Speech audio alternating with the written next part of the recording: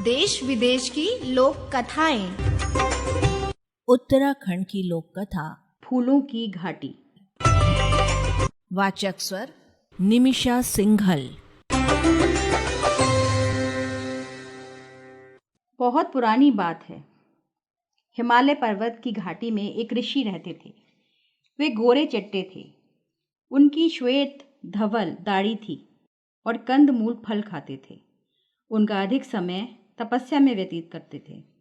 कभी कभी बर्फ से ढके पहाड़ों के बीच अकेले वे उदास हो जाते थे। उदासी तोड़ने के लिए अक्सर वह जोर से बोलने लगते। उन्हीं की आवाज ऊंचे पर्वतों से टकराकर लौट आती। दूर दूर तक नजर दौड़ाकर वह कुछ खोजने लगते। चारों ओर दूध सी सफेद बर्फ ही दिखाई देती। उनका मन और उदास हो जाता।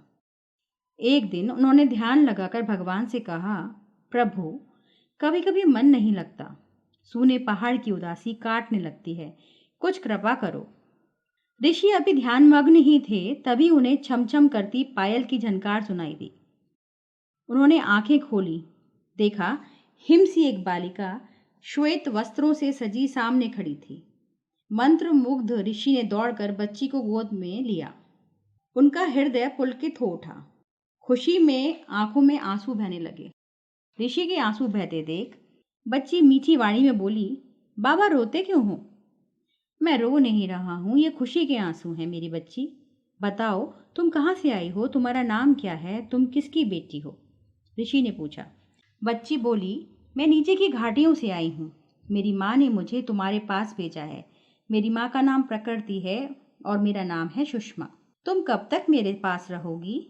मुझे लगता है अब एक बार तुम्हें पा लिया है तो मैं एक क्षण भी तुम्हारे बिना ना रह सकूंगा। अब तुम मुझे छोड़कर कभी ना जाना। कहते हुए वृद्ध ऋषि विभोर हो गए।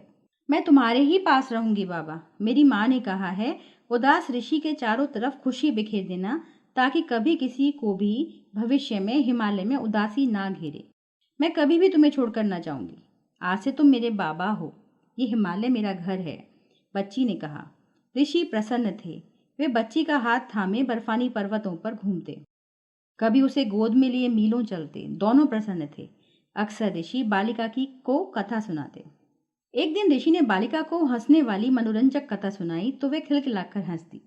जब वे खिलखिलाकर हंस रही थी तो ऋषि उसकी तरफ देख रहे थे। बच्ची की हंसी के साथ रंग बिरंगे सुंदर फूल झड़ रहे थे। वह मंद हवा के साथ दूर दूर तक फैलते जा रहे थे। थोड़ी देर में बच्ची ने हंसना बंद किया। तब तक दूर दूर तक फूल ही फूल धरती पर उग आए थे। ऋषि ने दूर तक देखा और मुस्कुराकर कहा, यही है फूलों की घाटी, इस धरती का स्वर। फूलों के सौंदर्य में डूबे ऋषि बालिका के साथ घूमते रहे। एक दिन उनकी उंगली पकड़े बालिका ठुमक ठुमक कर चल रही थी। तभी एकाएक उसका पैर फिसला और उसे चोट आ गई। कोमल तो वह थी ही, ऊं ऊं करके रोने लगी। बड़ी बड़ी आंखों से मोती से आंसू ढुलक ढुलक कर धरती पर गिरने लगे। ऋषि ने उसे संभाला, चोट को सहलाया। बच्ची चुप हुई तो ऋषि ने देखा कि जहां जहां आंसू की बूंदें गिरी थीं, वहां जल धाराएं बह रही थीं, निर्झर झर रहे हैं। ऋषि जैसे तृप्त हो गए उस दृश्य को देखकर। सचमुच बच्ची ने ऋषि की उदासी मिटा दी। मुदित मन से ऋषि उसे लिए ऊंची चोटियों पर यहाँ से वहां जाते। जहां बच्ची हंसती वहां फूल बिखर जाते, जहां रोती वहां झरने बहते। अब सुंदरता हिमालय पर सर्वत्र छा गई। ऋषि की उदासी दूर हो गई। बाबा और बच्ची दोनों मगन थे। समय बीतने लगा। बहुत बहुत वर्षों बाद बर्फानी पर्वतों, फूलों की घाटियों और नदी झरनों के नीचे की घाटियों में रहने वालों को इस अनोखे सौंदर्य की खबर मिली। वे लोग मार्ग खोज खोज कर ऊपर जाने लगे। कठिन मार्ग में उन्हें थकावट लगती, कष्ट होता, पर ऊपर पहुंचकर सब भूल जाते। धीरे धीरे अपने मार्ग के कष्ट को दूर करने के लिए उन्होंने अच्छा सुगम मार्ग बनाने का विचार किया। हरी भरी धरती पर लगे कुदाल चलाने।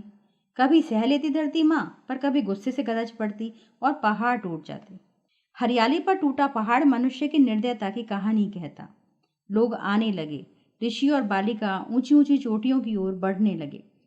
वे जहां जाते सूखे पर्वत सौंदर्य से भर जाते।